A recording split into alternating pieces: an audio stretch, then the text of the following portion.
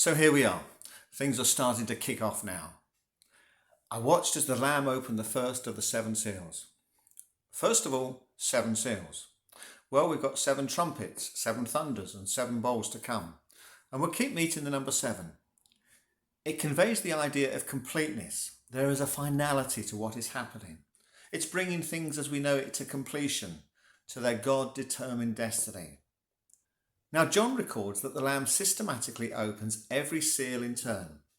He doesn't just set off a series of events with seal number one. He was the one who was worthy to take the scroll and open the seals. You see, everything is under the sovereign control and plan of God and is working towards redemption, salvation, and the outworking of God's justice in its fullness and completeness. Let's get hold of that, even if we may not fully understand everything that happens as the seals are opened. First onto the stage are the four horsemen. Now, those who see the unfolding events as occurring around the second coming of Jesus generally see the first rider as Jesus returning. But it's hard to see when reading this to get any sense that this is Jesus and that this first rider is therefore good and the others are bad. Now, Jesus the Lamb is very involved. We know that. He's the one who is opening each of those seals. The first rider must be part of the overall package of four horsemen. So with four horsemen that are clearly linked, is this describing four things that happen one after another in a strict timeline and where every bit of detail is to be taken literally? Or are they a bit like, say, a parable that Jesus told, where there's a clear main point of the story and the detail is there to reinforce the overall story? Now, when reading it, it seems to make most sense to see it as being four different perspectives on what is happening in terms of violence, warfare and economic chaos, with perhaps the first horseman appearing to be something he isn't really, promising peace and prosperity, but turning out to be something quite different. So many ways, aren't there, of treating these images and scenes?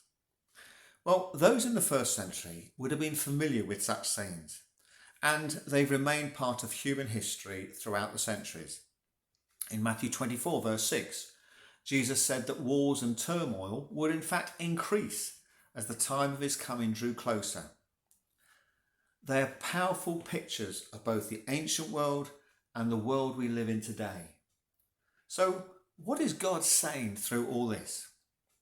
Well, first of all, there are limits to what evil can do. Now, with free will, evil will take many forms, and at its worst, there are terrible events and consequences. But we can see that what is allowed is in fact limited by God's will. Now, perhaps things start to make more sense when we come onto the fifth seal, and we have our first glimpse of the Christians, the believers, as we see those who have suffered for their faith. I'd suggest that the events must be connected. And it seems that Christ's followers suffer not just the tragedy of hurt, pain and economic hardship, but their suffering is beyond these, as ultimately they may sacrifice their lives for the one they follow. Their lives of obedience and sacrifice, however, are precious, and they are there right at the heart of heaven, figuratively underneath the altar. Now, this is, I feel, where many of us lose our connection with Revelation because what do I know about such opposition?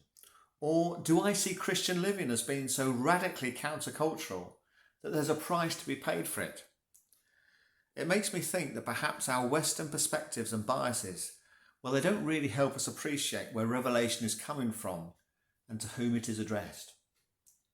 You see, the message in Revelation goes far beyond the time that John was writing. It is where God's people have always been as we track through the Old Testament, being called to be faithful and true when the surrounding nations and cultures are opposed to God. It was true then.